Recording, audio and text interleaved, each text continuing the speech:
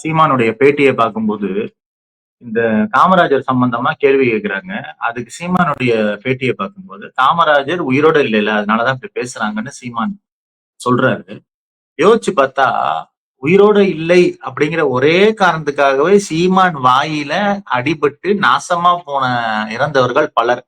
பிரபாகரன்ல இருந்து, நடிகர் திலகம் சிவாஜில இருந்து, பாலு மகேந்திரால இருந்து, மணிவண்ணன்ல இருந்து யாரெல்லாம் இறந்து விட்டார்களோ, அவர்களை பற்றியெல்லாம் சீமான் என்னென்ன கதைகளை விடுவார் என்பதற்கு ஒரு ஒரு ஒரு ஒரு பெஞ்ச்மார்க். இறந்தவர்களை பற்றி பொய் சொல்வதற்குன்னு ஒரு பெஞ்ச்மார்க் இருக்குன்னா, உலகத்திலே சீமான் தான்.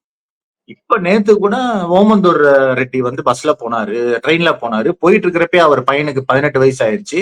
உடனே டிக்கெட் எடுக்க சொன்னாருன்னா, ஓமந்தூரார் பையன் உண்மை உண்மை என்னன்னு பார்த்தா 12 வயசுலயே இறந்து போயிட்டாராம் ஓமந்தூரார் பையன். இது மாதிரி பெரியார் எம்ஜிஆருடைய பதவி ஏற்புக்கு வந்தாரு. எம்ஜிஆர் பதவி ஏற்கிறப்ப பெரியார் உயிரோடயே இல்ல. இது எல்லாமே இது அப்ப எங்கிருந்து எங்க வந்திருக்கோம் பாருங்க. அரசியலுங்கிறது இந்த அண்ணாமலை, சீமான் போன்றவர்களால் எவ்வளவு ஒரு அதல பாதாளத்திற்கு இழுத்து போயிருக்கு.